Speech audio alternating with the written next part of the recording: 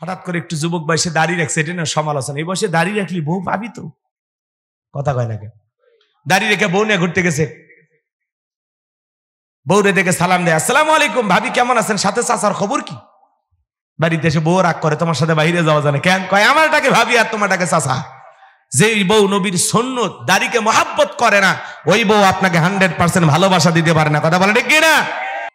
আইনে মন্ত্রী আটকে গেল আইনেরই ফাঁকে, দাড়ি সারা দরবেশটারে ভণ্ড ভণ্ড লাগে। দেখবেন ভাইয়েরা যখন বিদেশে থাকে, কিছু দুষ্ট দেবর আছে, ভাবির দরজায় যা স্লোগান দেয়, ভাবি ভাইয়া তোমার বর, আমি যে দেবর, ভেবে দেখো ভাবি কার কত দাবি। ভাই গেছে মালয়েশিয়ায়, আমি তো দেশে আসি। সুযোগ পাইলে ভাবির ঘরে ঢুকে বলে, ভাবি আপনার যে চেহারা দেখে মনে হয় না যে আপনার বিয়ে হয়েছে। এই বদমাইশ বিয়ে না হইলে ভাবি ডাকলি কারে? ভাবির অন্তরে যদি আল্লাহর কোরআন থাকতো, ভাবির অন্তরে যদি আল্লাহর ভয় থাকতো, ভাবি যদি ফরজ পর্দা মেনে চলতো, ভাবি দেখে বলতো কুল্লিল মুমিনিনা ইয়াগুদ্দু মিন আবসারিহিম। আল্লাহ বলেন মুমিন পুরুষের দৃষ্টি থাকবে নিচের দিকে। হে দেবর, আমাকে দেখার অধিকার তোর ভাইয়ের আছে, তোর জন্য আমাকে দেখা জায়েজ নাই, ঘর থেকে বের হয়ে যা। কথা বলে না কেন? কিন্তু এরা তো ডিজিটাল ভাবি, দেবরের একটু প্রশংসা এনজয় করে, বলে তুমি শুধু আমারে সুন্দরী বলো, তোমার ভাই তো বলে আমি নাকি সব চাইতে বান্দরী। কথা কনে? তুমি বলো সুন্দরী, তোমার ভাই বলে বান্দরী, আমি নাকি সুন্দর না। এরকম আছে না নাই? মা বোন যারা আওয়াজ শুনতেছেন, মা, দুইটা পুরুষ হইতে 2 কিলোমিটার দূরে থাকবেন, একটা দেবর আর একটা দুলা ভাই, এরা হলো মৃত্যু তুল্য, বিষাক্ত সাপের চাইতে ভয়ঙ্কর। কথা কন না কেন? অধিকাংশ পরিবারে এই দুইটা পুরুষের দ্বারা মা বোনেরা অনেক ধরনের নির্যাতন জুলুমের শিকার হয়, কিন্তু মুখ ফুটে কারো কাছে বলতে পারে না। কি বলেন, রাগ করছে? করলে করেন, কোনো সমস্যা নাই। আমাদের সমাজের সব চাইতে বড় সমস্যা যেটা দাঁড়িয়েছে বর্তমানে, মোবাইল বাজান। এই মোবাইলের ওজন কম, কিন্তু মোবাইলের মাধ্যমে পাপের ওজনটা অনেক বেশি। কথা বলেন না কেন? ঘরের ভিতরে একা একা জানালা দরজা লাগাইয়া মোবাইলে উল্টা পাল্টা ভিডিও দেখেন, আছে না নাই? যুবকরা একা একা কম্বলে ল্যাপের ভিতরে উল্টা পাল্টা ভিডিও দেখো, দুনিয়ার কেউ না দেখলে একজন দেখতেছেন, তিনি কে? তাহলে বর্তমান সমাজে তরুণ তরুণীদেরকে গ্রাস করে ফেলেছে একটা জিনিস, তার নাম কি? মোবাইল। এই মোবাইল হলো বর্তমান পৃথিবীর সবচেয়ে বড় ষড়যন্ত্র। কথা কয় না কথা? আমি কি বলবো? দেশে মোবাইল আইছে, চিঠি বন্ধ হইয়াছে, দিওয়ানা বানাইছে, পোলা মাইয়ার মনের কথা ভাসে বাতাসে। ও দেখো ভোলা পানের মন বাদা ফেসবুকে এখন, মোবাইলে চ্যাটিং কইরা কাটায় সারাক্ষণ।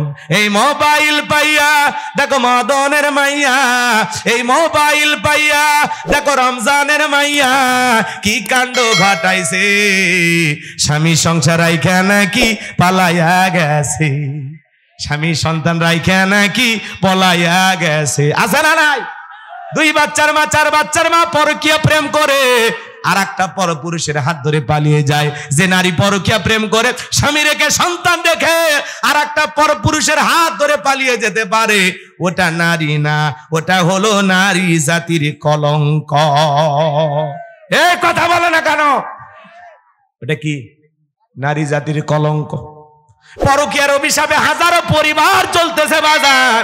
এই যে বগুড়ার নুনগোলা, আপনারা নাম শুনছেন জায়গার নাম, বগুড়া সদর থানার মধ্যে নুনগোলা। বগুড়ার স্ত্রী, তার খালাতো ভাই তার সাথে পরকীয়া প্রেম করত। এই পরকীয়ার বলি হলো একজন বিশিষ্ট ব্যবসায়ী জহুরুল ইসলাম নাম। স্বামীকে রাতের বেলায় 1টা 2টা নয়, এই শামিমা নামের ভয়ঙ্কর নারী 15টা ঘুমের ঔষধ খাওয়াইছে, 15টা ঘুমের ট্যাবলেট খাওয়াইছে স্বামীকে। রাতের বেলায় স্বামীকে ঘুমের ঔষধ খাওয়াইছে।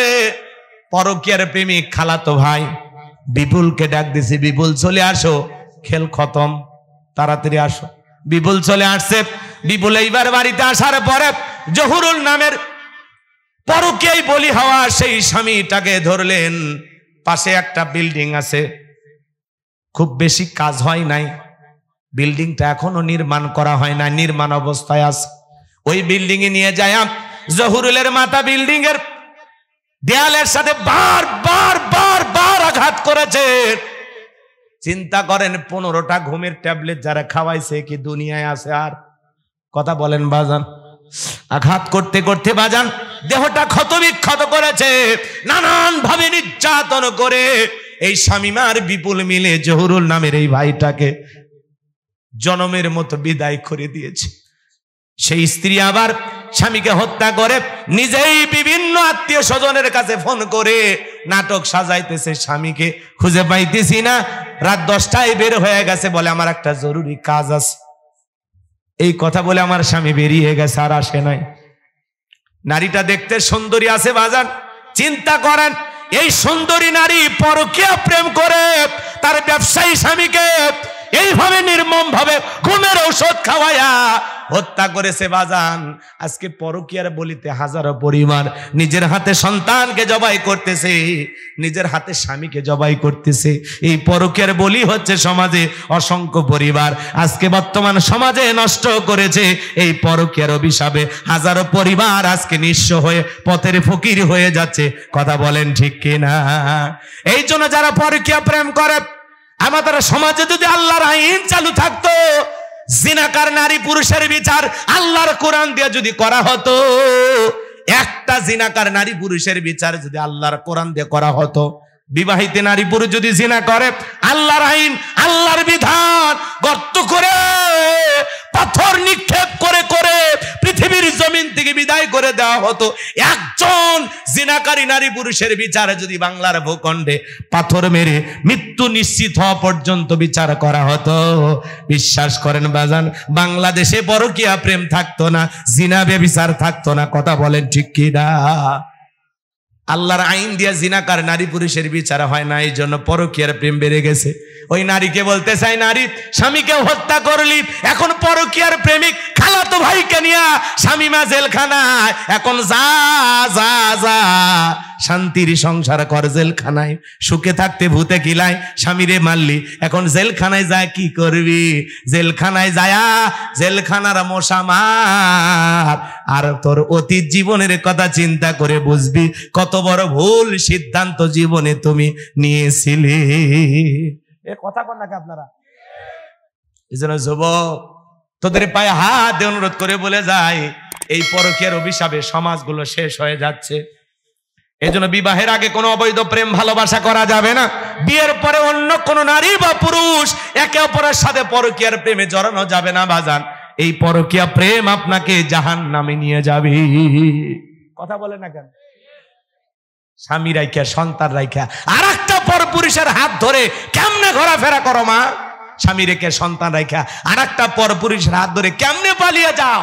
যে নারী এরকম করতে পারে, এই নারী হলো সমাজের সবচাইতে বেহায়া নির্লজ্জ নারী নামের কলঙ্ক। কথা বলেন ঠিক কিনা? না করেন? চিন্তা করেন 15টা ঘুমের ট্যাবলেট খাওয়াইছে। কি নির্মম ইতিহাস, কি নির্মম ঘটনা সমাজে ঘটতেছে। পরিকল্পনা করে স্বামীকে হত্যা করে কি হচ্ছে ভাই? এখন কি আর হত্যা করে বাঁচা যা? কথা কর না, যে প্রযুক্তির যুগ, বাঁচা যা কোনো না কোনো দিক দিয়া। যারা হত্যাকারী, যারা অপরাধ করে, এরা একটা ছিদ্র রেখে আসে, ওই ছিদ্র দিয়াই তার অপরাধ প্রকাশ পায়। কথা বলেন, কথা বলেন। এই জন্য আপনি আপনার স্বামীকে হত্যা করে বাঁচতে পারবেন না। পরকীয়া প্রেম করেছেন, স্বামীকে ভালো লাগে না, এই পাগলি ডিভোর্স দে, যা ডিভোর্স দে, চলে যা। কথা কন নাকি আপনারা? মারলি কেন? জহুরুলকে কেন মারলি? এই শামিমা জহুরুলকে কেন মারলি বল? কথা কন। জহুরুলকে যেইভাবে হত্যা করেছে এদেরকেও সেইভাবে হত্যা করা লাগবে। কথা বলেন ঠিক কিনা? আমরা বলতে চাই বাংলাদেশের সর্বোচ্চ আইনে এদের ফাঁসি কার্যকর করা হোক। কথা বলেন ঠিক কিনা? যাতে এই দেশে অপরাধ কমে যায়। রাগ করেন? এই পরকীয়ার অভিশাপ কয়েকদিন আগে দেখলেন না? ঢাকা শহরে এক বর্ষা জাহাঙ্গীরনগরের ছাত্র দলের এক তরুণ ছেলে, তাকে জবায়েত পরিকল্পনা করে মাহিকে দিয়ে হত্যা করলো। একটা নারী প্রেমিক হলো দুইটা। নারী তুমি কার? পুরুষের জীবন পুড়ে করে দেয় সরকার। এ কথা কন না কেন? বর্ষা আছে, বর্ষা এখন জেলখানায়। কথা কন না কেন? আপনারা দেখেননি? দেখেননি ত্রিভুজ প্রেমের কাহিনী শোনেননি? একটাই নারী, প্রেমিক দুইটা। এক প্রেমিককে বলতেছে তুমি আমারে পেতে চাও, তাহলে আমার আর একটা প্রেমিক আছে জোবায়েত, একে সরাইয়া দাও। পরিকল্পনা করে হত্যা করা হলো। অনেকে বলতেছে হুজুর ওয়াজ মাহফিল এই কথাগুলো বলার কি দরকার? আরে ভাই, বাস্তবতা তুলে না ধরলে সমাজ পরিবর্তন হবে না। এজন্য যুবকদেরকে বলতেছি, যুবক, ওদের ছলা কলায় ভোলা যাবে, ওদের প্রেম ভালোবাসায় পাগল হইস না। জগতের বর্ষা ভালো না, ভালো না রে, ওরা প্রেমের নামে করে চলো না। এই বর্ষাদেরকে ভরসা করা যাবে না, ওরা পুরুষের জীবন নষ্ট করে। কথা বলেন ঠিক কি না? আল্লাহ ওদের হেদায়েত দান করেন। এটা জোরে বলেন আমিন। সম্মানিত ভাইয়েরা আমার, লম্বা হবে, আমি লম্বা করব না বাজান গো আমার। যে কথা বলতে চাচ্ছিলাম, ওয়ালিদ বিন মুগিরার মায়ের কথা মনে আছে না নাই? পরকীয়ার অভিশাপে শুধুমাত্র নারীকেই দোষী করবেন না, পুরুষেরও দোষ আছে। হে যুবক, তুমি যেই নারীর সাথে পরকীয়া প্রেম করো, তোমাকে আমি প্রশ্ন করতে চাই, তোমার স্ত্রীর সাথে যদি কেউ পরকীয়া প্রেম করে মেনে নিবা? অনেক যুবক কথা বলে না, এরা মানে ভালোবাসা শেয়ার করবে। ভাই মানবেন? আপনার স্ত্রীর সাথে পরকীয়া প্রেম করলে আপনি মানবেন না, আপনার মা বোনের সাথে পরকীয়া প্রেম করলে মানবেন না। যেই নারীর সাথে আপনি পরকীয়া প্রেম করেন, ওইটা কারো না কারো স্ত্রী, কারো না কারো মা, কারো না কারো মেয়ে। তাহলে একটু চিন্তা ভাবনা করে দরকার আছে না নাই? এজন্য যুবক, পা দুটো আগায় দিয়ে আমি তোদের পা ধরে বলে যাই, বিবাহের আগে কোনো অবৈধ প্রেম ভালোবাসা করা যাবে না, পরকীয়ার প্রেমে জড়ানো যাবে না। কত গরিব অসহায় মেয়ে আছে, বিয়ে দিতে পারে না। যুবক, যা গরিব মেয়েটাকে বিবাহ করে, জীবনের দায়িত্বটা নাও। কত স্বামী পরিত্যক্তা বিধবা অসহায় নারী আছে, 2-3টা বাচ্চা নিয়ে কত বিপদে আছে। জানা যুবক, যা বিয়ে কর, বিয়ে কর, আল্লাহ খুশি হবে। কথা বলেন ঠিক কিনা? কিন্তু অবৈধ জিনা ব্যভিচার করা যাবে? বলেন যাবে?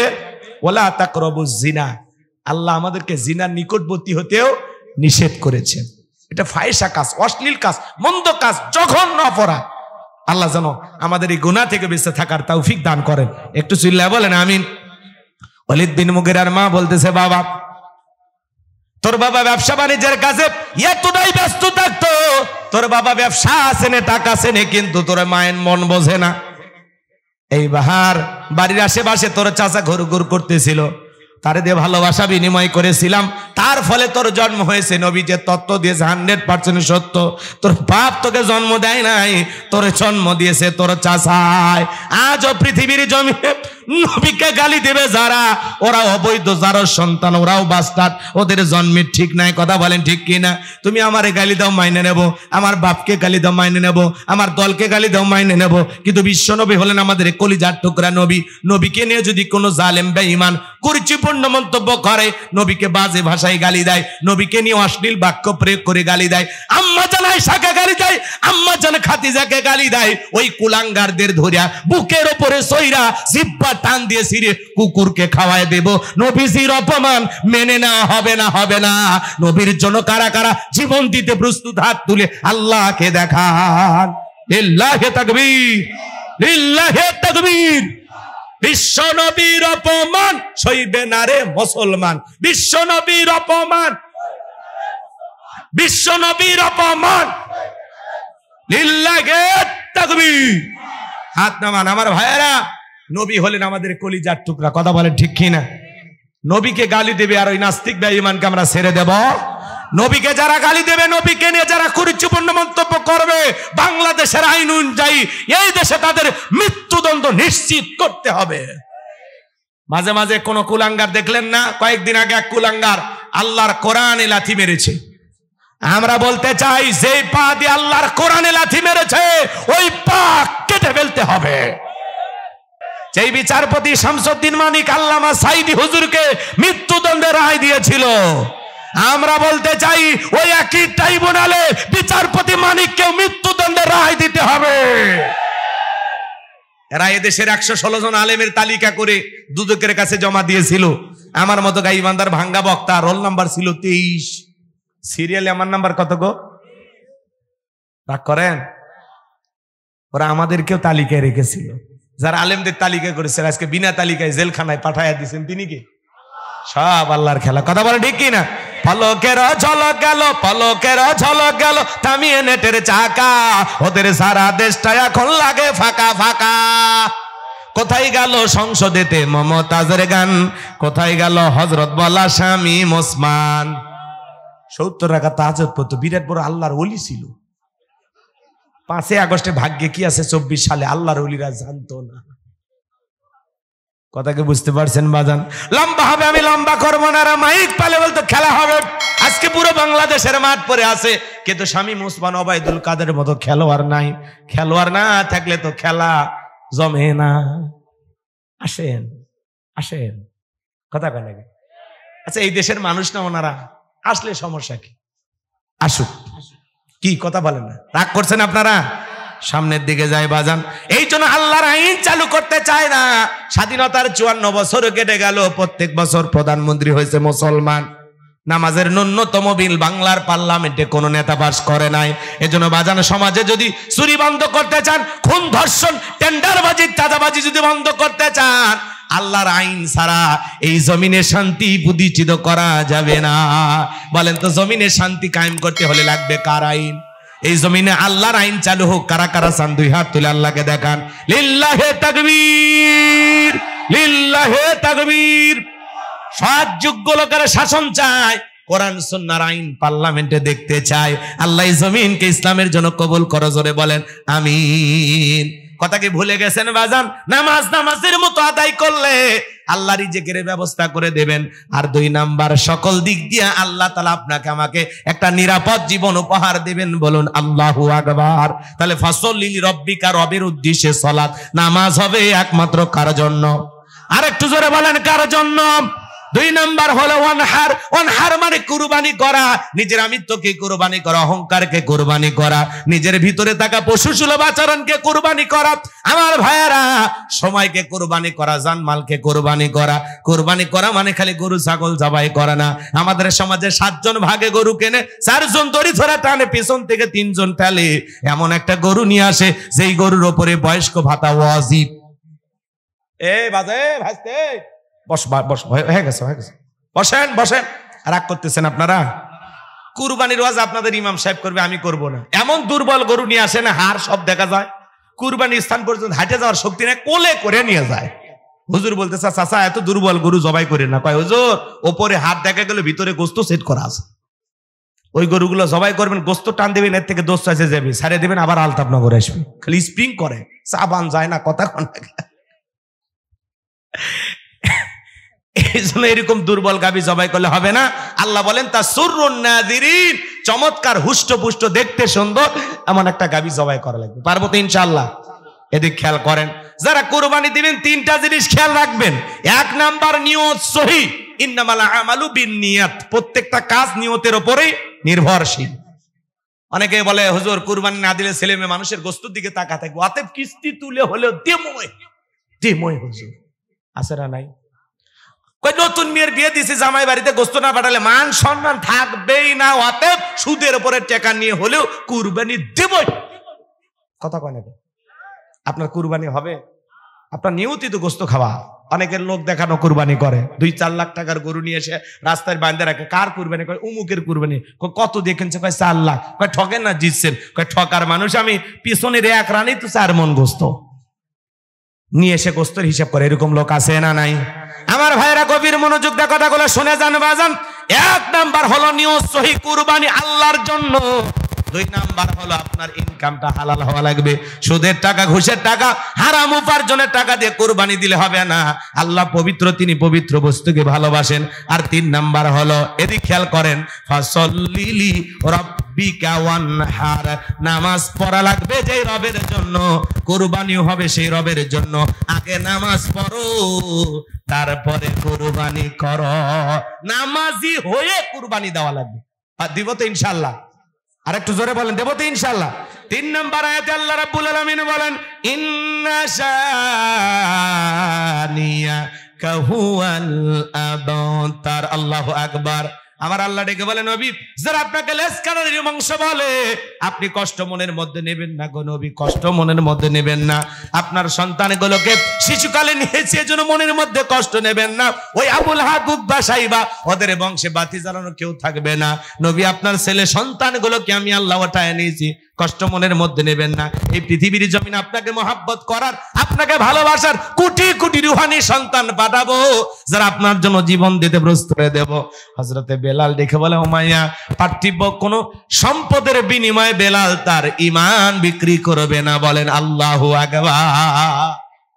এই কথা শোনার পরে উমাইয়া দেখে বলে, বেলাল কয়েকদিন আগে আবু জেহেল আমাদের একটা পার্লামেন্টে নিয়ে যায়। আবু জেহেলের পার্লামেন্টে ঘোষণা করেছে চাকর বাকরকে নজরে রাখবা, তারা যেন মুহাম্মাদের কাছে না যায়। আমার ঘরে এই ঘটনাটা ঘটে গেল, আমি নেতার কাছে কিভাবে মুখ দেখাবো? তুমি যদি আমার কথা না শোনো বেলাল, বড় নেতা আবু জেহেলের কাছে নালিশ দেব তোমার বিরুদ্ধে। হযরতে বেলাল দেখে বলে, উমাইয়া দুনিয়ার কোন নেতাকে এখনো গোনার টাইম নাই। আমি দুনিয়ার কোন আবু জেহেলকে ভয় করি না, আমি ভয় করি একমাত্র আমার আল্লাহকে। ইমানদার আল্লাহ ছাড়া দুনিয়ার কাউকে ভয় পাবে না। কথা বলেন। ছাতা পাতা নেতা গোনার টাইম আছে নাকি? আমাদের নেতার নাম মুহাম্মদ রাসূলুল্লাহ সাল্লাল্লাহু আলাইহি ওয়াসাল্লাম।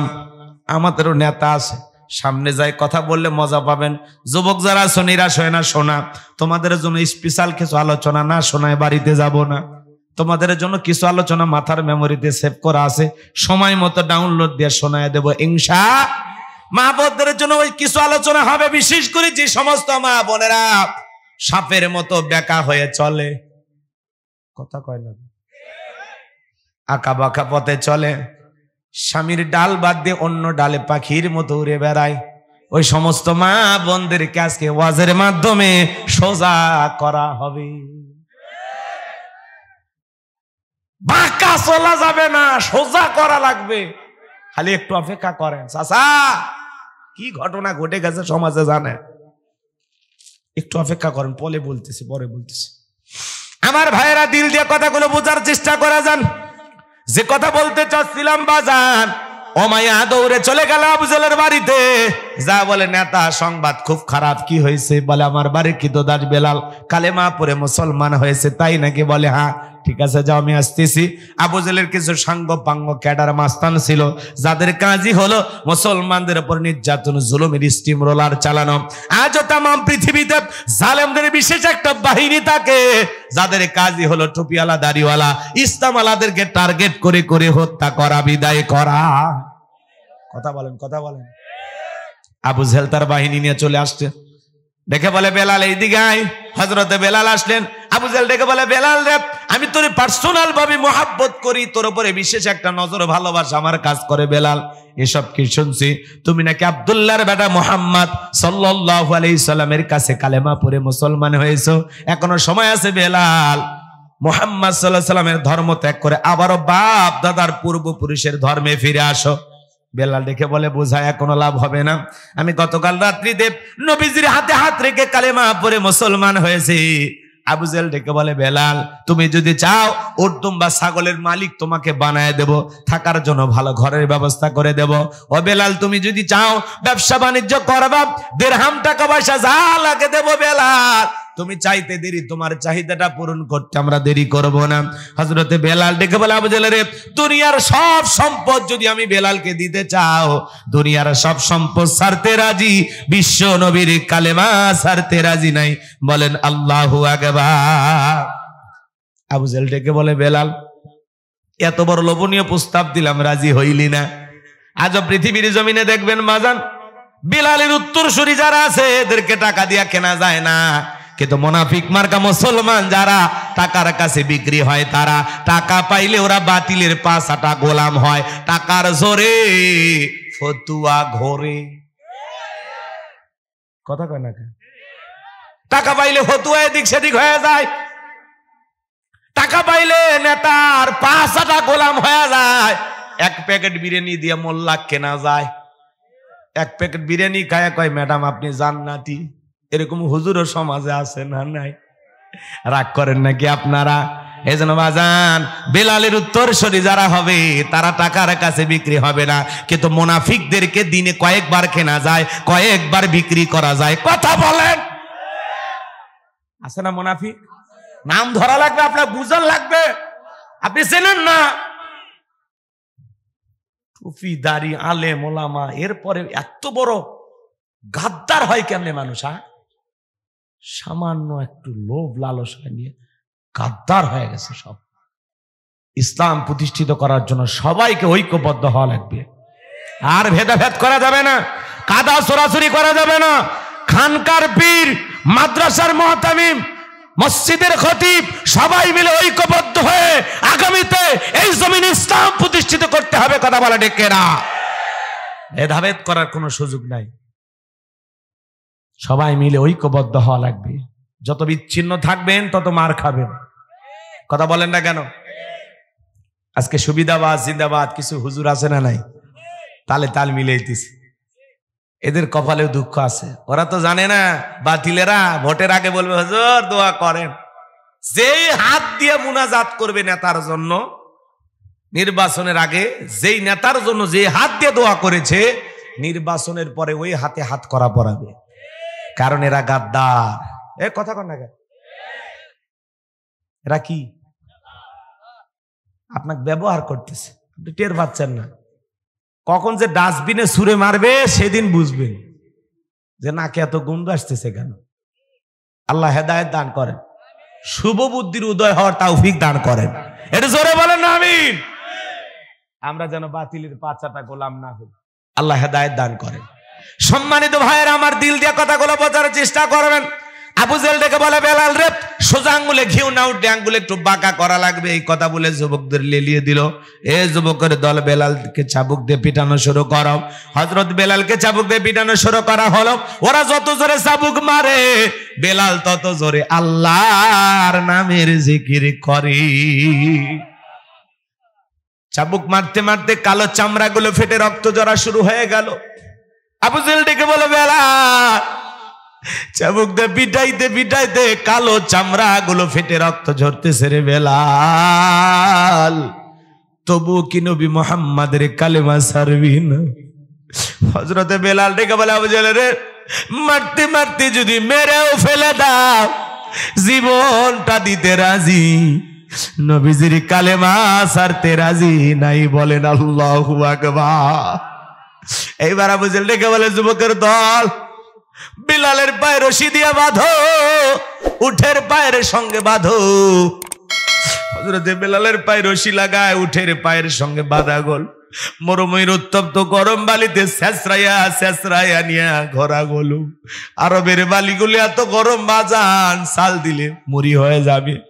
এত উত্তপ্ত গরম বালি, ইসলামের প্রথম মুয়াজ্জিন বেলাল, কি নির্যাতন কি জুলুম শুরু হয়ে গেল তার উপরে বাজার। বাবলা গাছের কাঁটাগুলো জিহ্বার ভিতরে পেরেকের মতো মারা গেল। বিকেল বেলা নিয়ে এসে বলে, বেলাল চাবুক দিয়ে পিটাইলাম, পায়ে রশি লাগায় নিয়ে ঘুরলাম রে বেলা, তারপরে কি নবী মুহাম্মাদের কালেমা ছাড়বি না? হযরতে বেলাল দেখে বলে, আবু জেহেল রে মারতে মারতে যদি মেরেও ফেলে দাও, বেলালের নিঃশ্বাস থাকবে যতদিন, বেলাল ইসলামের পথে টিকে থাকবে ততদিন। আল্লাহু আকবার।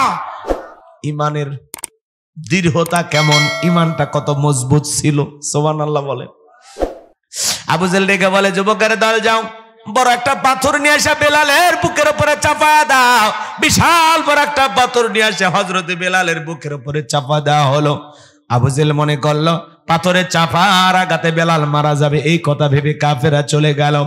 হাত বাঁধা পা বাঁধা, বুকের উপরে বিশাল বড় একটা পাথর, রক্তাক্ত জিহ্বা, চোখের কোনা দিয়ে পানিগুলো গড়ে গড়ে পড়তেছে, অশ্রুগুলো ঝরে ঝরে পড়তেছে।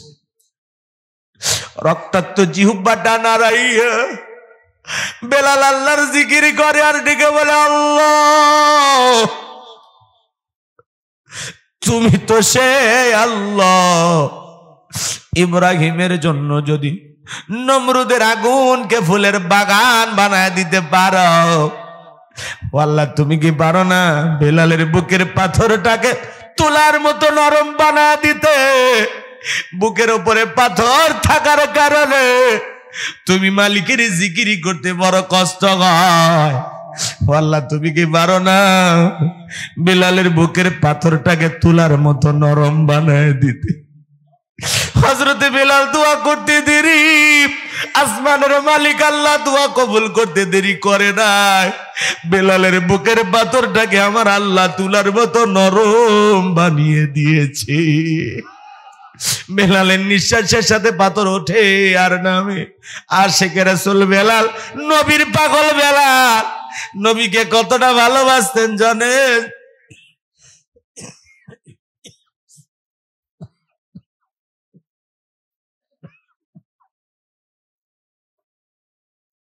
নবী যখন মক্কা নগরীতে পথ চলতো, বেলাল একবার ডানে যায় একবার বামে যায়। নবীটাকে বেলাল বলে, নবীটাকে বলে বেলাল একবার ডানে যাও একবার বামে যাও, ব্যাপারটা বুঝি না। বেলাল ডেকে বলে, নবী আপনি কালেমার দাওয়াত দেন, ইসলামের প্রচার প্রসার করেন, কাফেররা হলো আপনার শত্রু, আপনাকে টার্গেট করে যদি ডান থেকে তীর নিক্ষেপ করে গো নবী, ওই তীরটা যেন সর্বপ্রথম আমি বেলালের বুকের ভিতরে ঢোকে।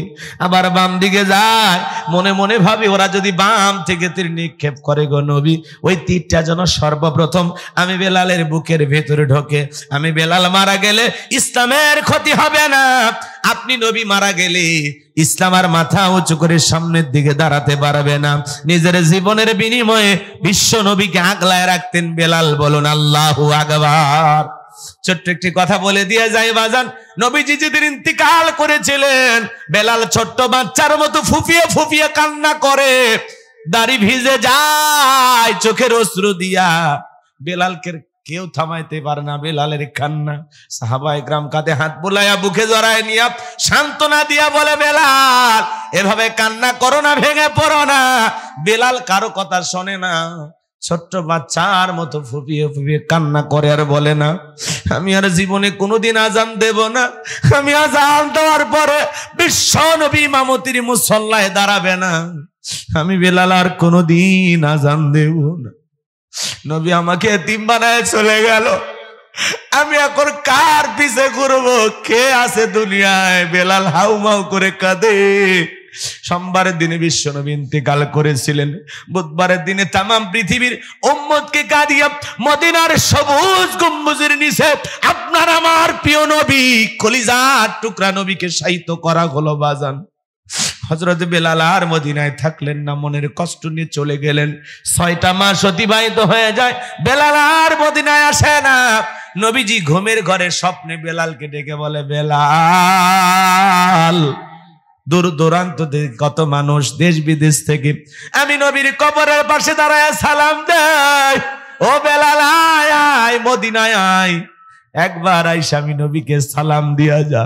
বেলাল আয় আয় মদিনায় আয়, আইসা আমি নবীকে একবার সালাম দিয়া যা। বেলাল ঘুম থেকে জাগ্রত হইয়া নিজেকে আর ধরে রাখতে পারলেন না। পরের দিন চলে আসলেন মদিনায়।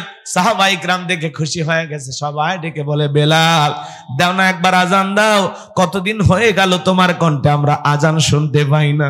হযরতে বেলাল এমন সুমধুর কণ্ঠে আজান দিত বাজান, যে আজানের আওয়াজ আরশে আজিম পর্যন্ত পৌঁছে যেত। সাহাবায়ে কেরাম দেখে বলে, বেলাল আজান দাও। বেলাল বলে, না, আমি আজান দেওয়ার পরে নবীজি ইমামতির মুসল্লায় দাঁড়াবে না, আমি বেলাল আর কোনোদিন আজান দেব না। ছোট্ট ছোট্ট মদিনার শিশুরা পর্যন্ত ডেকে বলে, মা বেলাল আসছে, একটা নজর বেলালকে দেখে আসি মা। সবাই চলে আসলেন দৌড়ে দৌড়ে, হাজার হাজার মানুষ চতুর্দিক দিয়ে ভিড় জমাইছে। নবীর নাতি হাসান আর হোসাইন, দুইটা ভাই বেলালের দুইটা হাত ধরেছে।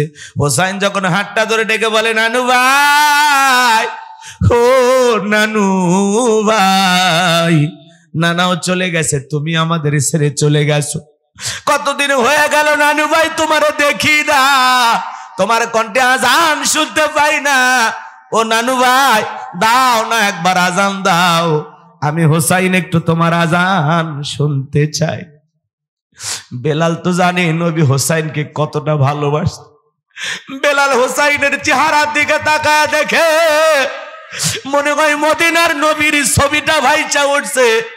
মনে হয় মদিনার নবী ডাইকে বলে, বেলাল দেন একবার আজান দে, আমি নবী কতদিন হয়ে গেল তোর আজান শুনতে পাই না। হযরতে বেলাল হোসাইনের মুখের দিকে তাকায়, আর হোসাইন যখন নানু ভাই বলে ডাক দেয়, বেলাল আর হোসাইনের অনুরোধ ফেরাইতে পারল না। 6 মাস পরে মদিনায় আয়েশা আবার যখন বেলাল আযান দিতে গেল বাজার, যখনই বলেছেন আশহাদু আন্না মুহাম্মাদার রাসূলুল্লাহ, বেলাল অজ্ঞান হয়ে জমিনে পড়ে গেল। আল্লাহু আকবার। ভাইয়েরা, লম্বা হবে, এইদিকে যাওয়ার সুযোগ নাই, লম্বা আমি করতে পারবো না বাজান। সেই বেলাল নির্যাতন জুলুমের কথা বিশ্ব নবীর কান পর্যন্ত যখন পৌঁছে গেল, চিন্তা করেন বাজান, রক্তাক্ত জিহ্বা নিয়ে বেলাল জিকিরি করে কার? হে বগুড়ার মুসলমান, আপনাকে আমাকে জিকিরি করার জন্য কেউ মারে না, ধমক দেয় না, পেটে না, তবুও কপাল পর আল্লাহর জিকিরি করি না। জিকিরি করার জন্য আলাদা সময় লাগে না। ব্যবসা বাণিজ্য করতে করতে জিকিরি করা যায়, মাঠে ঘাটে কাজ করতে করতে জিকিরি করা যায়, জমিনে পথ চলতে চলতে জিকিরি করা যায়। হাদিস শরীফের ভিতরে আসছে বাজান, যার জিহ্বাটা আল্লাহর জিকিরে তরুতাজা থাকে, আল্লাহর জিকিরে ভিজা থাকে, ওই জিহ্বাওয়ালা মানুষ কোনোদিন জাহান্নামের আগুনে জ্বলবে না। বলুন সুবহানাল্লাহ। আযকুরুনি আযকুরুকুম ওয়াশকুরুলি ওয়ালা তাকফুরুন। তোমরা আমারে স্মরণ করো, আমি আল্লাহ তোমাদেরকে স্মরণ করব। কৃতজ্ঞতা প্রকাশ করো, অকৃতজ্ঞ হয়ো না। তাহলে চলতে ফিরতে সব সময় জবানে জিকিরি চালু রাখতে হবে কার? সব সময় পড়বেন সুবহানাল্লাহ, আলহামদুলিল্লাহ, আল্লাহু আকবার, লা ইলাহা ইল্লাল্লাহ, সুবহানাল্লাহি ওয়া বিহামদিহি, সুবহানাল্লাহিল আযীম। পারবো তো ইনশাআল্লাহ? সুবহানাল্লাহি ওয়া বিহামদিহি, সুবহানাল্লাহিল আযীম। জবানে হালকা, মিজানের পাল্লায় সওয়াব অনেক বেশি। সুবহানাল্লাহ বলেন।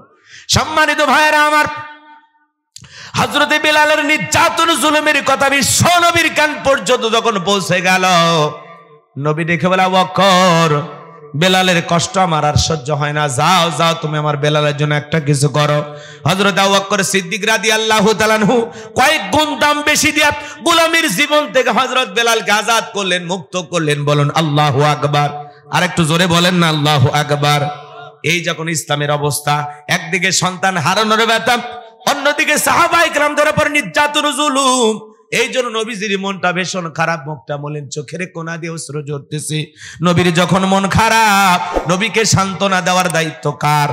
আমার আল্লাহ দেখে বলে, হে জিবরাইল, আমার বন্ধুর মা নাই, বাবা নাই, আমি ছাড়া আমার বন্ধুর কেউ নাই রে জিবরাইল। আমার বন্ধুর মনটা হয়েছে ভারী, আমি আল্লাহ সইতে নাহি পারি। লাহু মাহফুজ থেকে সূরা কাউসার নিয়ে যায় আমার বন্ধুর উপরে নাজিল কর তাড়াতাড়ি। বলেন আল্লাহু আকবার।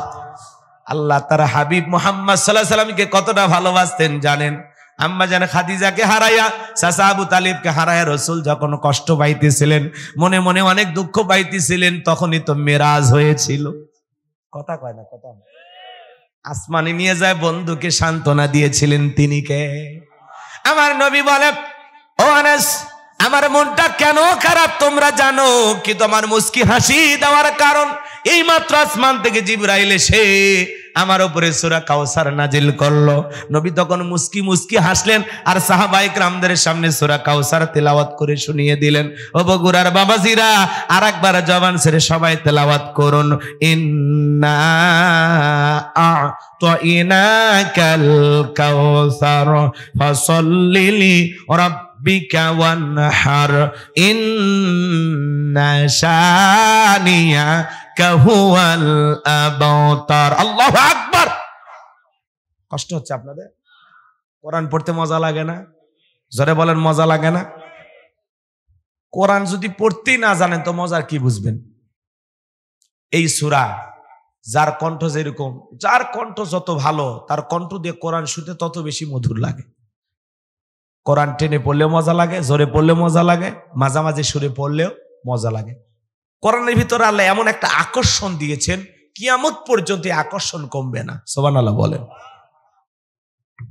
কথা কি বুঝতে পারছেন? উম্মতে মুহাম্মাদের জন্য জীবন্ত মুজিজা হলো কোরআন। সুবহানাল্লাহ বলবেন না? যার কণ্ঠ যত ভালো, কোরআন শুনলে মনে হয় এমন এমন কণ্ঠ আল্লাহ দিয়েছেন দুনিয়ার জমিনে, যে কণ্ঠের তেলাওয়াত গুলো শুনলে মনে হয় কোরআন এখনই নাজিল হচ্ছে। সুবহানাল্লাহ কন। মজা আছে না নাই? ইন্না আ'তাইনাকাল কাউসার ফাসাল্লি লিরাব্বিকা ওয়ানহার ইন্না শানিয়াকা হুয়াল আবতার। আরেকটু জোরে বলেন আল্লাহু আকবার। আরে ভাই আমার কণ্ঠ তো অত ভালো না, তাও চেষ্টা করতেছি। কি বিরক্ত হয়েছেন আপনারা? কোরআনের ভিতর আল্লাহ এমন একটা আকর্ষণ দিয়েছে, গান 2 দিন 3 দিন শুনলে বিরক্ত লাগে মানুষকে। এই গান বন্ধ কর, কি প্যানপেনি সারাদিন শুনিস, 10 বার 20 বার শুনলে মানুষ বিরক্ত হয়। কিন্তু কোরআন এমন একটা আকর্ষণ, যারা 5 ওয়াক্ত সালাত আদায় করে কমপক্ষে দিনের মধ্যে 40 বার সূরা ফাতিহা পাঠ করতে হয়। কোন মুসল্লি বিরক্ত হয়ে বলছে যে 25-30 বছর ধরে নামাজ পড়ি, সূরা ফাতিহার এই প্যানপেনি আর ভাল লাগে না। নাউজুবিল্লাহ। কেউ বলে নাকি? কারো কাছে বিরক্ত লাগছে? কোন হুজুর কি বলছে আমি 30 বছর ইমামতি করেছি, সূরা ফাতিহা দিয়ে নামাজ শুরু করেছি, কাল থেকে সূরা ইখলাস দিয়ে শুরু করতে চাই, আপনাদের কি আপত্তি আছে ভাই? আপত্তি নাই? এখন হুজুর যদি মাগরিব থেকে শুরু করে দেয় ডাইরেক্ট কুল হু আল্লাহু আহাদ, পিছন থেকে কি বলবেন? আল্লাহু আকবার। হুজুর আগে সূরা ফাতিহা পড়েন, এরপরে অন্য সূরা ধরেন। আর যে হুজুর সূরা ফাতিহা ছাড়া নামাজ পড়াইতে চায়, বিনা বেতনেও চাকরি করলে ওই হুজুরের পিছনে নামাজ পড়বো না। কারণ সূরা ফাতিহা ছাড়া সালাত হবে? কথা কয় না, সালাত হবে? কষ্ট হচ্ছে আপনাদের? একটা গান বাজান 10 বার 20 বার শুনলে মানুষ বিরক্ত হয়ে যায়, রাগ করে মানুষ, এই গান বন্ধ কর। কিন্তু কোরআন এমন একটা কিতাব, এমন একটা আকর্ষণীয় কিতাব, এমন একটা মধু আল্লাহ দিয়েছে, কিয়ামত পর্যন্ত আকর্ষণ কমবে না। সুবহানাল্লাহ বলেন। সময় নাই বাজান, ওইদিকে গেলাম না, কষ্ট হচ্ছে আপনাদের। এবার চলেন আলোচনার গভীরে প্রবেশ করি। আল্লাহ রাব্বুল আলামিন বলেন ইন্না আ'তাইনাকাল কাউসার। একটু জোরে বলেন আল্লাহু আকবার। আল্লাহ রাব্বুল আলামিন বলেন অবশ্যই আমি আল্লাহ পাক আপনাকে হাউজে কাউসার দান করেছি। এই পৃথিবীর অন্য কোন নবী রাসূলকে আল্লাহ তাআলা হাউজে কাউসার দান করেন নাই, আপনার আমার নবীকে আল্লাহ তাআলা হাউজে কাউসার দান করেছেন। আমার আল্লাহ বলেন ইন্না আ'তাইনাকাল কাউসার, নিশ্চয়ই আমি আল্লাহ পাক আপনাকে হাউজে কাউসার দান করেছি। এই হাউজে কাউসারের পানি দুধের মতো সাদা, মধুর চাইতে মিষ্টি, পানির মতো ক্লিয়ার।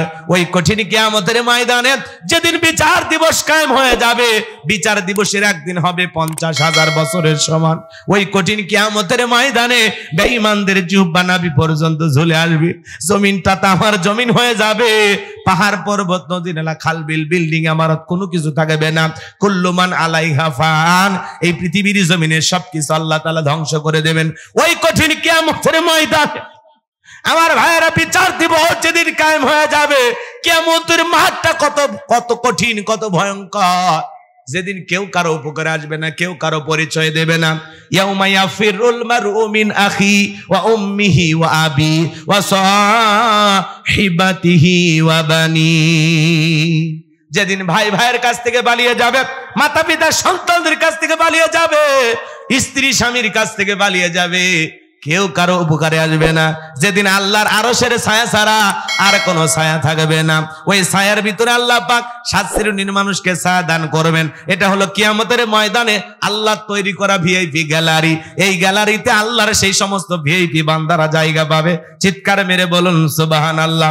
আর মানুষ দলে দলে পানি পানি বলে চিৎকার মারবেন, বিশ্ব নবীর দিকে রওনা করবেন। নবীজি হাউজে কাউসারের পিয়ালা নিয়ে দাঁড়িয়ে থাকবেন। কিছু মানুষের চোখের সামনে আল্লাহ তাআলা পর্দার আবরণ তৈরি করে দেবেন। আমার নবী যখন সংখ্যায় কম দেখতে পাবেন, আল্লাহকে ডেকে বলবেন আল্লাহ সংখ্যায় আমি আমার অনেক উম্মতকে দেখতে পাইলাম, কেন জানি সংখ্যাটা কমে গেল, বুঝতে পারলাম না। আমার আল্লাহ তখন ডেকে বলে বন্ধু পাইকারি ধরে আপনি সবাইকে আজকে হাউজে কাউসারে পানি পান করাইতে পারবেন না। দুনিয়ার জীবনে 2টি অপরাধ করেছিল যারা, আজকে আপনার হাতে হাউজে কাউসারের পানি পাবে না তারা। জোরে বলেন কয়টি অপরাধ? এটা জোরে বলেন কয়টি অপরাধ? ওই 2টি অপরাধ আপনার আমার ভিতরেও থাকতে পারে কিনা? ও বগুড়ার আলতাফনগরের মুসলমানেরা শুনে যান কি সেই 2টি অপরাধ। আমি একটু পরেই বলতেছি, বাজান দিল দিয়ে কথাগুলো শুনে যান। আমি যে কথা বলতে চাচ্ছিলাম, নবী হাউজে কাউসারের পিয়ালা নিয়ে দাঁড়িয়ে আছেন, সুবহানাল্লাহ বলেন, একটু জোরে বলেন। আমার দিকে তাকান, এদিকে তাকান। শুনছেন কি না জানি না, শোনেন, এদিকে শোনেন। হযরত আবু বকর পিয়ালাগুলো ভরায়া দিবেন, সুবহানাল্লাহ বলেন। মাঝখানে দাঁড়িয়ে থাকবেন হযরত ওমর বিশ্ব নবীর হাতে দেবেন। আর নবীজি তার আদরের উম্মতদেরকে খুঁজে খুঁজে হাউজে কাউসারের পানি পান করা দিবেন। কিয়ামতের ময়দানে নবীজির হাতে এক পেয়ালা হাউজে কাউসারের পানি যদি পান করতে পারেন, জান্নাতে ঢোকা পর্যন্ত আপনার আর তৃষ্ণা লাগবে না, তৃষ্ণা মিটে যাবে। বলুন সুবহানাল্লাহ। কারা কারা নবীজির হাতে কিয়ামতের ময়দানে হাউজে কাউসারের পানি পান করতে চান? দুইটা হাত তুলে আমার আল্লাহকে একটাবার দেখান। আল্লাহ আমাদের সবাইকে কিয়ামতের ময়দানে নবীজির হাতে হাউজে কাউসারের পানি পান করা তৌফিক দান করুন। জোরে বলুন আমিন, চিল্লায় বলুন আমিন, আর একবার জোরে বলেন আমিন। হাত নামান। আমার ভাইয়েরা, পানি চাইলে তো পাওয়া যাবে না, কাজ করা লাগবে না। কথা কয় না, কথা কয় না। শোনেন শোনেন, পিছিয়ে বাবা, বসো ময়না, বসো বসো। তুমি ভালো, তোমার বাপ মা সবাই ভালো, আমি জানি তো, ভালো বংশের ছেলে, বলা মাত্রই বসছে। বসেন বসেন, কয়েকটা মিনিট আলোচনা এই শেষের দিকে এসে গেছে। এতক্ষণ তো একটু সাড়ে নজর বললাম, এখন মূল তাফসিরে আমরা প্রবেশ করেছি। একটু অপেক্ষা করেন, পুরোটা ফিনিশিং দিয়ে আমরা চলে যাবো ইনশাআল্লাহ। ওয়াজ আটকায় বলবো না যে আগামী বছর দাওয়াত দিন বলবো, ওইটা বলার সুযোগ নেই। এমনি জান বাঁচে না, কথা কি বুঝতে পারছেন? খালি দোয়া দোয়া নিতে আসছে। আমার ভাইরা অনেক কষ্ট করে আয়োজন করেছেন, এই ছোট আয়োজনে এত পরিমাণে খরচ করেছেন আমি কল্পনাও করতে পারি নাই। আমার কয়েক বছরে এত ছোট মাহফিল আমি করি নাই। হ্যাঁ, আর বগুড়াতে একটু লোক কম হয়, এটা মাইনে নেওয়াই লাগে। কথা কি বোঝে না? শ্বশুর বাড়ি এলাকা, কিছু বলতেও পারি না, কথা কয় না কা। আজকে বগুড়াতে কি ঘটনা ঘটছে আপনারা শুনছেন? একটু পরে বলতেছি। কি রাগ করতেছেন না? বলবো এখনই? হাই কি কথা, একটু পরে সামনে গেলে মজা পাবেন, বলবো বলবো। আমার ভাইয়েরা, দিল দিয়ে কথাগুলো বোঝার চেষ্টা করবেন, গভীর মনোযোগ দিয়ে কথাগুলো শুনে যাবেন বাজার। নবীজি হাউজে কাউসারের পিয়ালা নিয়ে দাঁড়িয়ে আছেন। নবীজির হাতে যদি হাউজে কাউসারের পানি পান করতে পারেন, আর আল্লাহর আরশের নিচে আল্লাহ যদি ছায়া দান করেন, এক দুষ্ট বদ চরিত্রের মহিলা ফেসবুকে লাইভে এসে কোরআনের পাতা ছিঁড়তেছে আর বলতেছে এই যে ছিঁড়তেছি, আসেন কি করবেন? যেই নারী যেই হাত দিয়ে আল্লাহর কোরআনের পাতা ছিঁড়েছে, ওই হাত কেটে ফেলতে হবে। তাহলে এই সমাজে কোরআনকে অপমাননা করার সাহস কেউ পাবে না। যেই কোলাঙ্গার নবীকে গালি দেবে, ওই যেই মুখ দিয়ে গালি দিয়েছে আর জিহ্বা কেটে ফেলতে হবে। তাহলেই ওই জালেম বেয়াদব ওই নর্দমার কিটেরা ভালো হবে। কথা বলে ঠিক কিনা? এই জন্য ভাইয়েরা, আমার কথায় কষ্ট পাচ্ছেন? আমার আরো কিছু আলোচনা করার ইচ্ছা ছিল, কিন্তু কথায় আছে কি যেন একটা কথা আছে, ভুলে গেলাম। এই যে ছোট মরিচের ঝাল বেশি, তো ছোট আয়োজনের জ্বালাও বেশি। কথা কি বুঝতে পারছেন? এক মাহফিলে 20-30 হাজার লোক আসলো, উঠতে উঠতে তাও 5,000 থাকে। কথা কি বোঝা যায়? কিন্তু মাহফিলে যদি হয় মানুষ 500-1000, সেখান থেকে যদি ওঠে তাহলে ফাঁকা ফাঁকা লাগে না? তো আপনাদের অবস্থা তাই হয়ে গেছে। আমার ইচ্ছা ছিল যে আরো আধা ঘন্টা কথা বলবো, রসুলের সন্তানগুলো কেন মারা গেল, কি সে 3টি কারণ, 4টি সুন্নত, এগুলো বলতে গেলে আরো 30 মিনিট আলোচনা করা লাগবে। তো যাই হোক, যতটুকু আলোচনা করেছি, আল্লাহ বক্তা শ্রোতা সবাইকে বাস্তব জীবনে আমল করা তৌফিক দান করুন। বেঁচে থাকলে আবারও দেখা হবে ইনশাআল্লাহ। ভালো থাকবেন, সুস্থ থাকবেন। আজকের আলোচনা এখানে শেষ। যতটুকু বলেছি আমলের জিন্দিগিতে ততটুকু আমল করার চেষ্টা করবেন ইনশাআল্লাহ। একটি কথা হলেও পরিবর্তনের নিয়তে বাড়ি পর্যন্ত নিয়ে যাবেন। আখিরি দাওয়ানা আনিল হামদুলিল্লাহি রাব্বিল আলামিন। আসসালামু আলাইকুম ওয়া রাহমাতুল্লাহি ওয়া বারাকাতুহু। এলাকায় কি দোয়া হয়? দোয়া হয়? তাহলে সংক্ষিপ্ত দোয়া। বসেন বাজার, বসেন, ছোট্ট একটু দোয়া। ভাই কে কিছু বলবেন? কিছু বলার আছে? কথা বলেন। বলতেছি কিছু বলার আছে আপনাদের? সভাপতি বা শেষ সমাপনী কোনো বক্তব্য আছে? নাই? তাহলে দোয়া। আল্লাহুম্মা আমিন। রব্বানা যালামনা আনফুসানা ওয়া ইল্লাম তাগফির লানা ওয়া তারহামনা লানাকুনান্না মিনাল খাসিরিন। আলতাফনগর মৌকড়ি নুরানি হাফিজিয়া কওমি মাদ্রাসা ও এতিমখানার উদ্যোগে আজকের ইসলামী জালসা, ইসলামী সাংস্কৃতিক অনুষ্ঠান শ্রদ্ধাভাজন সভাপতি আলহাজ সোলাইমান আলী বাচ্চুকে কবুল করেন, জনাব আমিনুর ইসলামকে কবুল করেন, জনাব মোহাম্মদ সাকওয়াত হোসেন মল্লিককে কবুল করেন। আল্লাহ তাআলা প্রধান মেহমান জনাব আইনাল হক, জনাব মোহাম্মদ হারুন রশিদকে আল্লাহ কবুল করেন। আল্লাহ অনেকের নাম রয়েছে, আল্লাহ সবার জন্য দোয়া করি, সবাইকে আপনি কবুল করে নেন। আলোচনা করেছেন প্রিয় ভাই হযরত মুফতি ফজলুর রহমান রাশিদি, চমৎকার কথা বলেছেন, তরুণ আলোচক। আল্লাহ ভাইয়ের কণ্ঠকে দিনের জন্য কবুল করে নাও। রব্বুল আলামিন আজকের মাহফিলে যত মানুষ নগদে বাকিতে টাকা পয়সা দান করেছে আল্লাহ এ দানগুলো কবুল আর মঞ্জুর করে নাও। এ দান রসুলা করে কোটি কোটি টাকার মালিক বানায় দাও। দুনিয়া আখিরাতে ইজ্জত সম্মান বাড়ায় দাও আল্লাহ। অনেক প্রবাসী ভাইয়েরাও সহযোগিতা করেছেন, টাকা পয়সা দান করেছেন আল্লাহ। প্রবাসী ভাইদের দানগুলো কবুল আর মঞ্জুর করে নাও। তাদের রোজগারে বরকত দিয়া দাও। বেশি বেশি করে টাকা ইনকাম করে আমাদের দেশে পাঠানোর তৌফিক দিয়া দাও রব্বুল আলামিন। আজকের মাহফিলে যত মানুষ হাত তুলেছে তাকায় দেখো, কত দাড়ি বাঁকা মুরব্বীরা, যুবকেরা, পর্দানিশী মা বোনেরা, আলেম ওলামা, মাদ্রাসার ছাত্ররা, হাজী সাহেবেরা হাত তুলে ধরেছে আল্লাহ। যার হাত দুকারা পছন্দ হয় সে হাতের বদলতে আজকের দোয়াকে কবুল আর মঞ্জুর করে নাও রব্বুল আলামিন। এই গভীর নিশীতে দোয়া করি আল্লাহ, আমাদের অনেকের বানাই বাবা নাই, এতিম বানায় কবরে গেছে। মায়ের কথা কেমনে ভোলা যায় যে মা 10 মাস 10 দিন গর্ভে ঠাই দিয়েছে, প্রসবের যাতনা সহ্য করেছে, আমাকে জন্ম দিতে গিয়ে মা প্রায় 2 কেজির মতো রক্ত শরীর থেকে ঢেলে ফেলে দিয়েছে। জন্মের পূর্বে মুহূর্তে মায়ের কলিজায় 3টা জোরে লাথি মারছিল। শেষে লাথি খায় মা জ্ঞান হারাইছে। কি যে কষ্ট করেছি জনম দুঃখিনী আমার জন্য, নিজে না খায়া আমাদের মুখে খাবার তুলে দিয়েছে। যে আদরের আব্বা মা তার ঘাম পায়ে ফেলে রিক্সা ভ্যান চালায়, চাকরি করে, ব্যবসা বাণিজ্য কইরা আমাদের জন্য জায়গা জমি বাড়ি ঘর সব দিয়া কবরে ঘুমায়। ওই বাবা মার কবরে আর সবটুকু পৌঁছা দাও। আদরের আব্বা আম্মার কবরে জান্নাতের বাগান বানায় দাও। রব্বির হামহুমা কামা রব্বায়ানি সগীরা, অকু রব্বির হামহুমা কামা রব্বায়ানি সগীরা। পিতা মাতা যাদের বেঁচে আছে আল্লাহ হায়াত বাড়ায় দেন। পিতা মাতার খেদমত করে তাদের মুখে হাসি ফুটায় জান্নাত অর্জন করা তৌফিক দিয়া দেন। আত্মীয় স্বজন পাড়া প্রতিবেশী যারা কবরে চলে গেছে মাফ করে দেন। এই গ্রামে যত মানুষ মাটির নিচে শায়িত, এই মাইকের আওয়াজ যত দূরে যায় আল্লাহ সমস্ত কবরবাসীর কবর আযাবগুলো মাফ করে দাও, কবরগুলো জান্নাতের টুকরা বানায়া দাও। আমরা যারা হাত তুলে ধরেছি নফসের ধোকায় পড়ে, দুনিয়ার মায়া জালে পড়ে, দিনের আলোতে রাতের আধারে গোপনে প্রকাশে এমন এমন গুনাহ করেছি আল্লাহ, আমার গুনাহের কবর তুমি ছাড়া দুনিয়ার কেউ জানে না। যদি দুনিয়াবাসী জানতো লজ্জায় মুখটা দেখাইতে পারতাম না। আমার হাতের দিকে তাকায় দেখি আমার হাত গুনাহ দিয়া নাপাক হয়ে গেছে। পা থেকে মাথা পর্যন্ত পুরোটা দেহ গুনাহ দিয়া নাপাক হয়ে গেছে। এই পৃথিবীর সবচাইতে বড় পাপী আমি। ও আল্লাহ, তুমি যদি মাফ না করো আমরা কার কাছে যাব? যাওয়ার তো আর কোনো জায়গা নাই। আমি ছাড়া তোমার বান্দার অভাব নাই, তুমি ছাড়া আমাদের আর কোনো আল্লাহ নাই।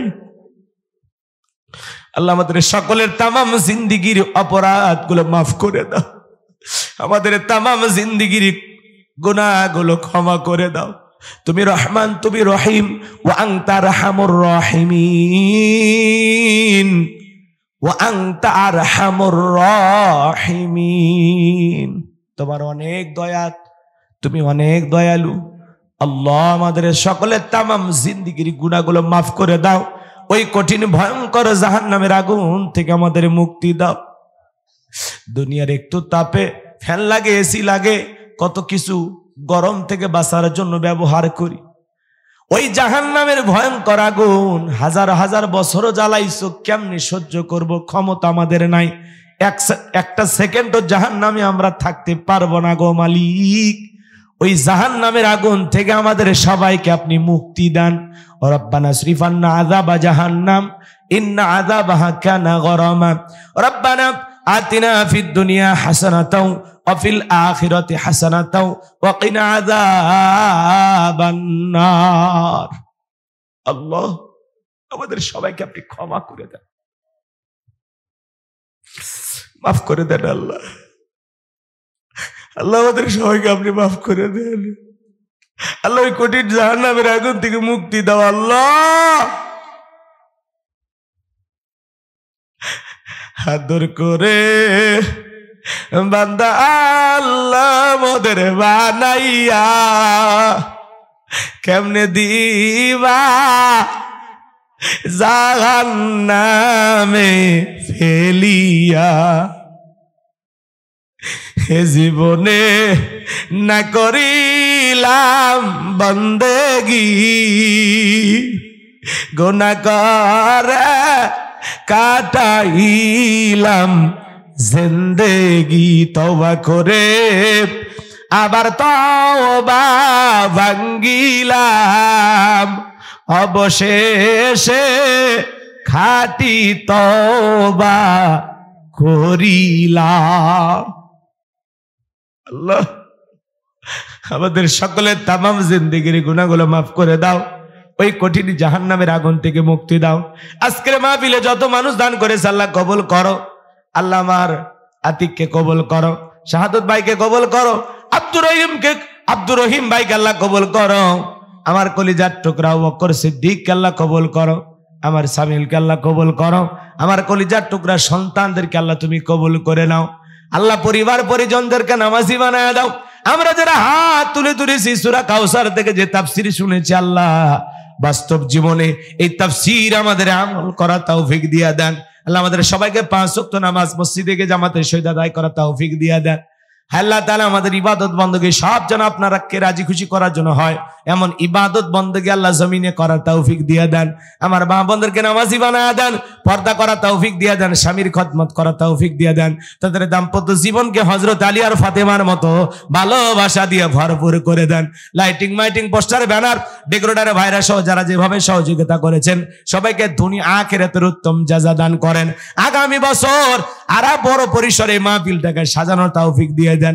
যারা কষ্ট করে আমি গুনাহগারকে দাওয়াত দিয়েছেন আল্লাহ তাদের হায়াত বাড়ায় দেন, রুজি রোজগারে বরকত দিয়ে দেন।